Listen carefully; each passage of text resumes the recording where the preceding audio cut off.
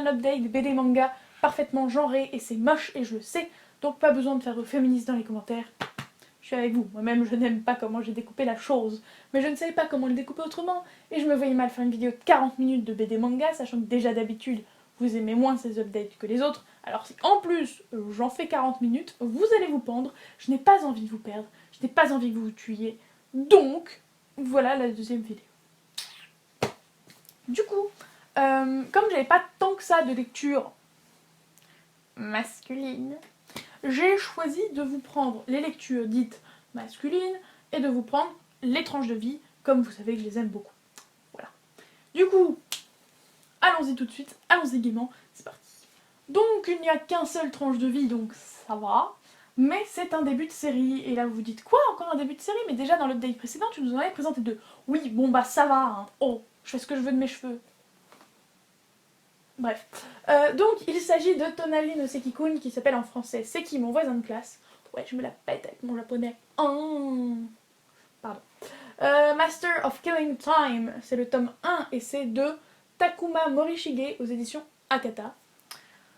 Ah, ce livre. De base, j'avais découvert l'animé, qui est un animé génial et qui retranscrit extrêmement bien la bande dessinée, bien sûr. Le manga, mais ça, je vous en parlerai plus tard. Mais surtout, c'est un animé qui fait 7 minutes par épisode. Sans le générique, mais 7 minutes par épisode quand même. Donc, c'est extrêmement court, n'est-ce pas? Et c'est génial. En fait, le pitch de base est extrêmement simple et il est décliné de toutes les manières possibles et c'est fantastique. Donc, le pitch de base, c'est que cette jeune fille et ce jeune homme sont à côté en classe. Ouh, d'où le titre. Et en fait, elle aimerait se concentrer sur le cours, sauf que lui n'en a rien à faire et perd son temps. C'est-à-dire qu'il trouve des manières de s'occuper qui ne sont absolument pas en lien avec la classe. Je vous montre. Donc pour le tout premier, donc c'est pas un gros spoil, donc je me permets, mais voilà, il va faire ça. Je sais plus comment ça s'appelle, moi j'appelle ça Domino Express, je ne sais plus comment ça s'appelle. Donc il va aligner des gommes pour faire des dominos, et va en faire tout un jeu de piste, et ça m'a fait... ça me tue. Et j'ai eu un peu peur quand j'ai commencé le premier tome, parce que je me suis dit, ça va être un copier-coller de la série, et je vais m'emmerder. Et parce qu'à la base, je l'ai commencé, parce qu'il y a 13 tomes, et la série a à peu près autant d'épisodes, sauf que il se passe qu'une histoire dans un épisode, et là, il y en a plein, quoi. Donc je me suis dit qu'il y en avait forcément plus dans les mangas, donc que j'allais lire les mangas. Du coup, voilà, j'achète le tome 1, et en fait, non, c'est ça qui est génial, c'est que, en gros, dans la série, ils ont pas pris toutes les histoires du premier tome, et après, les autres tomes se sont fait avoir, entre guillemets, et n'ont pas été diffusés, mais ils ont pris ponctuellement, de temps en temps, des histoires. Ce qui fait que là, même dans ce premier tome, alors j'ai vu toute la série, j'ai découvert plein d'histoires. Ça me tue. En fait, ce manga me tue, c'est trop drôle. Donc si vous aimez les lectures courtes de manga, où vraiment il n'y a pas de continuité, vous n'avez pas besoin d'avoir lu l'histoire précédente et tout, franchement c'est top. C'est top. C'est des histoires super courtes, genre il doit y avoir, allez, 15 pages quoi. C'est génial. C'est juste à mourir de rire. Et c'est tellement improbable. Genre, pour faire son truc de domino, il a sorti au moins une centaine de gommes de son sac. À chaque fois, on est halluciné en mode, mais il avait prévu le coup à ce point-là, mais il est pas net. Bref, donc, si vous avez envie de passer du bon temps, ça, c'est un très bon conseil. Et si, comme je le disais, vous voulez le regarder en animé, comme ça vous perdez encore moins de temps, et moins d'argent surtout, ça s'appelle Tonari no Seki-kun, et je le mettrai en barre d'infos à côté du nom du manga en français. Ensuite, je vous présente une suite de séries, et comme je l'ai fait la dernière fois, qui dit suite de séries dit je vais pas trop développer parce que c'est dans le même mood que le reste, donc je présente, je donne le pitch, et je dis juste ce que j'en pense d'habitude, entre guillemets. Il s'agit des tomes 8 et 9 de Soul Eater de Atsushi Okubo, comme d'habitude, aux éditions Kurokawa. Le pitch de base, c'est des personnes qui manipulent des armes qui elles-mêmes peuvent se transformer en personnes, et pour devenir des super armes badass, elles doivent avoir mangé 100 âmes maléfiques. Voilà, c'est le pitch de base, qui devrait vous suffire si vous aimez les shonen, puisque maintenant on est dans les shonen purement clairement, surtout que celui-là c'est un shonen assez dark, sans pour autant être vraiment un seinen, donc lancez-vous si vous hésitez à choper des seinen, voilà, c'est un peu entre les deux je trouve. C'est un peu un classique aussi, donc je pense que si vous aimez les shonen, vous l'avez peut-être déjà lu, voilà.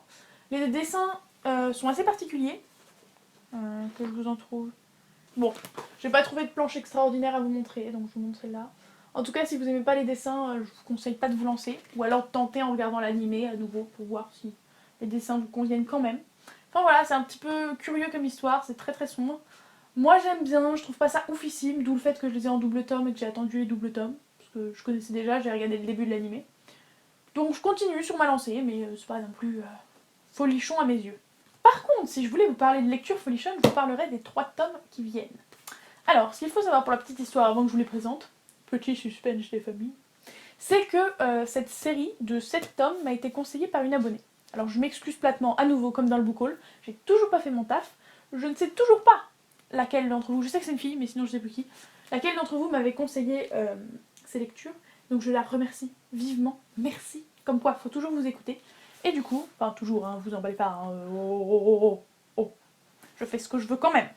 Il s'agit des tomes 1, 2 et 3 de la série Dilemma. Donc, Dilemma, c'est... Je fais ça comme ça, c'est stratégique. Donc, Dilemma, c'est un scénario d'Hajime et des dessins de Tatsuya Toji, et c'est aux éditions Komiku. C'est aux éditions Komiku. Ah, cette série. En gros, c'est un nouvel élève qui va arriver dans une nouvelle classe. Logique, c'est un nouvel élève. Et du coup, il est super stressé et il va penser qu'ils crèvent tous.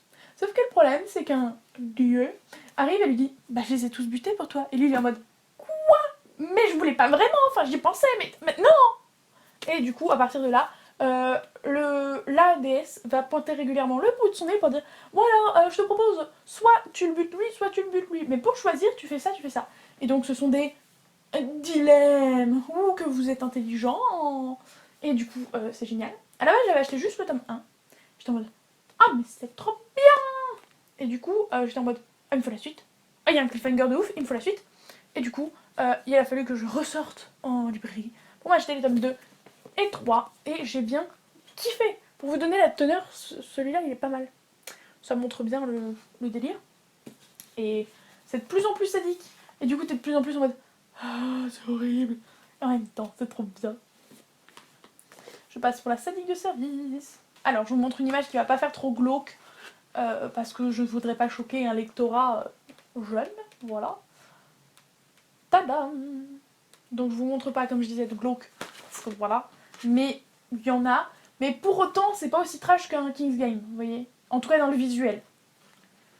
Dans le psychologique, c'est dur, ça peut être dur, mais dans le visuel, ça passe. Il n'y a pas du sang partout, de l'hémoglobine partout, enfin voilà. Ça, franchement, je vous dis, au niveau du visuel, c'est correct. Donc si King's Game, justement, vous pouviez pas à cause du visuel, Dilemma, je vous conseille, c'est un peu le même registre, on va dire, avec des dilemmes en mode je fais quoi, comment je m'y prends, machin, j'aimerais détourner le truc, j'aimerais déjouer le dilemme qu'on me pose.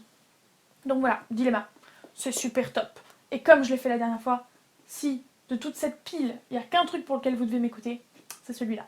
Même si Tonali, c'est qui queen, si vous pouviez tenter, je dis pas non. Hein. Et enfin, j'ai fini les mangas, donc je vous présente les 2 BD qui sont dans la même série. Je sais plus du tout si je vous ai présenté en update le premier tome, il me semble pas. Donc dans le doute, je fais le tome 1 et le tome 2 d'une pierre deux coups, de toute façon, je n'en parlerai pas différemment, donc voilà. Donc, il s'agit de BD. En fait, je sais pas si on peut dire que c'est des BD ou des comics. J'aurais dit BD, mais c'est un peu style comics, alors je sais pas trop. Qui m'ont été conseillés indirectement, hein, ne nous emballons pas, je regarde seulement ces vidéos, de Two Face Lizzie, donc de Lizzie, hein, n'est-ce pas. Et donc, toudoum, il s'agit de The Woods. Et d'ailleurs, quand elle l'a présenté, je croyais qu'il y avait qu'un tome, mais non. Donc The Woods de James Tynion 4 et de Michael Dialinas, oui c'est ça, aux éditions Ankama. Je vous cherche une planche, mais à nouveau, dans le trashouille, c'est pas mal. J'en ai trouvé une bien. En fait, les planches sont agressives, les couleurs font aussi agressives. Bon, pas là, en l'occurrence, mais je vous promets que les couleurs sont parfois sauvages. Bon, je trouve pas de planche où les couleurs soient particulièrement sauvages, comme je disais. Mais en tout cas, voilà, c'est le premier tome, et voilà le deuxième. Alors comme les BD sont extrêmement lourdes, et que je trouve que le visuel du premier est mieux à voir en vidéo, je vous montre que le premier. Hein. Donc voilà le premier tome de The Woods. C'est donc une série de fantastique. Ouais, j'allais dire science-fiction, mais je sais pas pourquoi, non c'est du fantastique. Où un lycée va se retrouver téléporté sur une planète, je dirais bien, mais on sait pas que c'est une planète, on sait pas ce que c'est en fait. Ailleurs. Et dans cet ailleurs, il y a des créatures un petit peu creepy, genre comme ça, fantastiques et bien flippantes. Voilà. Donc, pour mon avis, j'aime beaucoup, mais pas au point de me jeter sur les tomes suivants. Et comme les tomes ne se trouvent pas en librairie, qu'il faut les commander sur internet, je ne sais pas pourquoi, mais moi je ne les ai jamais vus en librairie. Bah du coup, voilà, faut avoir la foi, faut être motivé, il faut surtout avoir envie de lire la suite. En tout cas, moi j'aime beaucoup. Ce qu'il faut savoir, c'est que de la même manière qu'un manga, en fait, ce sont des chapitres mis bout à bout, parce que les chapitres étaient publiés dans je ne sais quoi. Je sais pas si c'était publié dans des je ne sais pas si c'était publié dans des fascicules ou quoi, mais du coup, ça reprend les codes du comics, si je dis pas de bêtises, parce que j'avoue qu'en comics, je suis pas une experte. Et du coup, bah voilà, c'est peut-être pour ça que je penche aussi vers le comics. En tout cas, c'est sympa, les personnages sont cool et originaux.